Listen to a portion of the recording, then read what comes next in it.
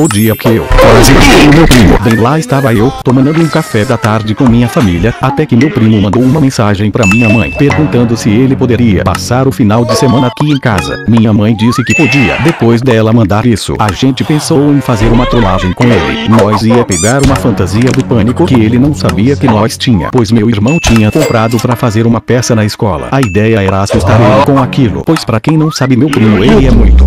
Pra vocês terem uma noção, o nível de medo que ele tem de 1 a 10 é 100. Ele provavelmente se borraria nas calças só de ver isso.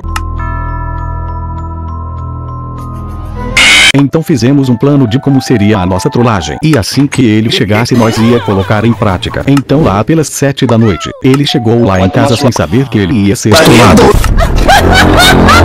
Logo nós esperamos passar umas 4 horas pra não ficar nada suspeito e começamos a colocar nosso plano em ação. Começamos a citar que tinha uma pessoa invadindo as casas com uma fantasia do Pânico e que tava matando as pessoas, e que ele já tinha cometido 4 assassinatos aqui no bairro. Depois que falamos isso, ele ficou como? Sério? 4 assassinatos? Aqui. Vocês devem estar mentindo, senão já estariam se cagando de medo. Tu acha que nós não estamos? Por isso que a casa tá toda trancada. Até colocamos o cadeado no portão. Tu sabe muito bem que a gente nunca coloca essa preola. Pior que é verdade. Mas isso aí é mentira. Cara, se não quer acreditar, não acredita. Só quando for dormir verifica se tá tudo trancado aí de novo por precaução. Já que tu fica a madrugada jogando mesmo. Tá bom, não deu nem 5 minutos. E ele já foi pro quarto dormir. E ele geralmente só ia dormir lá pelas 3 ou 4 da manhã. Logo nosso plano tava dando certo. Então no dia seguinte, lá estava todos nós almoçando, até que finalmente meu primo acordou, pois meu primo é um baiano, em vez dele dormir ele dorme, pois eu nunca vi alguém dormir mais do que ele em toda a minha vida. Então ele se sentou na mesa com nós, e minha mãe já perguntou pra ele: Ué, por que tu foi dormir cedo ontem? É que eu tava com sono. É que geralmente tu ficava jogando a noite toda, né? É que ontem foi um dia muito cansativo pra mim lá em casa. Entendi. Não entendi nada, sinceramente. Muito estranho isso aí. Devo confessar que, depois que ele disse isso, nós ficamos um pouco em dúvida se ele tinha realmente acreditado ou não. Mas, para nossa sorte, mais tarde nós fomos para a praça aqui no bairro, só para dar uma volta. Até que uma hora nós se sentamos em um banco, e ele começou a citar novamente o tal do assassino. Mas ele tava citando isso em público. Tinha simplesmente uma senhora no nosso lado, e ele falando: mas tia, se o assassino... O que? Assassino? Daqui pro bairro... Aqui? Tivesse matado 4 pessoas mesmo. 4 pessoas? Não teria aparecido no jornal. Mas apareceu. Apareceu. Espera aí. Tu nem assiste jornal. Pior que é verdade. Eu vendo essa situação, fui tentar mudar o mais rápido possível. Mas tia, não era pra ter pelo menos alguma viatura da polícia? Bora jogar um futebolzinho lá com eles. Ué, mas tu nem gosta de futebol? Agora eu gosto. Tá bom então, depois de eu ter perdido todos os jogos, pois não sei jogar futebol, voltamos para casa e esperamos anoitecer para nós colocar nosso plano finalmente em ação.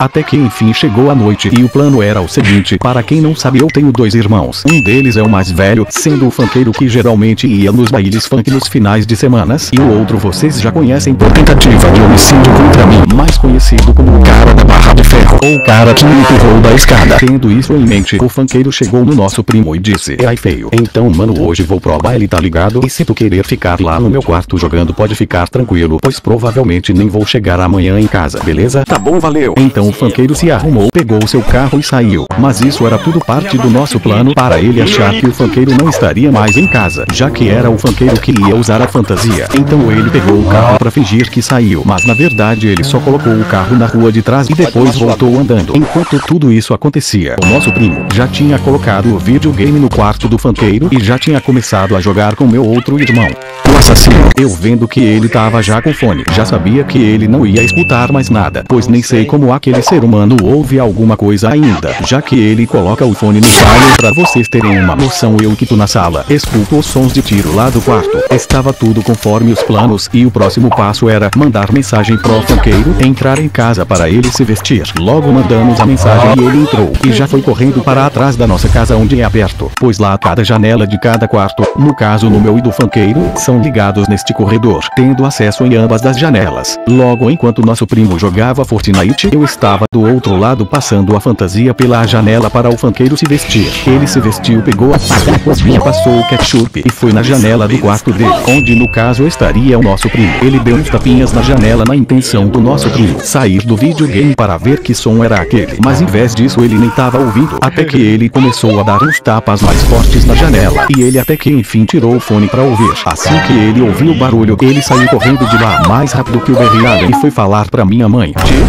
Tia, alguma coisa bateu na janela. O que? Como assim? Alguma coisa bateu na janela? Sim.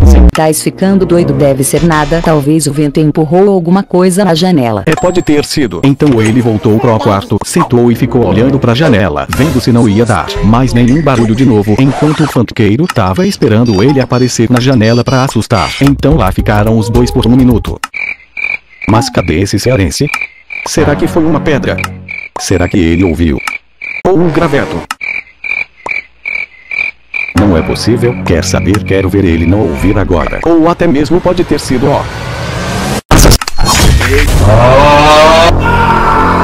O funkeiro tacou uma havaiana na janela, que deu pra ouvir lá da sala. Eu não vi meu primo correndo desta vez. Na verdade eu vi ele teletransportar, pois eu mal pisquei o olho e ele estava na minha frente, se cagando de medo já. Então começamos a perguntar o que aconteceu, que barulho foi esse. Ele disse que alguma coisa bateu na janela. Então minha mãe deu a ideia de chamar meu pai para ver se tinha alguma coisa lá atrás da casa. Eu e meu primo chamamos ele e fomos com ele lá atrás para ver. No meio do caminho, meu pai pegou um cabo de vassoura e foi lá. Estava escuro, pois a luz estava apagada. Então falei pro meu primo acender. No momento que ele acendeu e viu o pânico correndo na direção dele com uma faca, ele correu mais rápido que o Saitama quando tem promoção no mercadinho e foi pra sala. Lá ele viu que minha mãe e meu irmão estavam se escondendo atrás do sofá. Ele se escondeu com eles, mas o pânico já estava lá olhando pra ele. Então ele começou a procurar, apontando o dedo onde estava minha mãe e meu irmão escondidos, mas o pânico foi na direção dele e ele de repente se jogou no chão. Aproveitando a situação, o pânico subiu em cima dele e ele começou a falar repetidamente: não me mata, por favor, não me mata, por favor.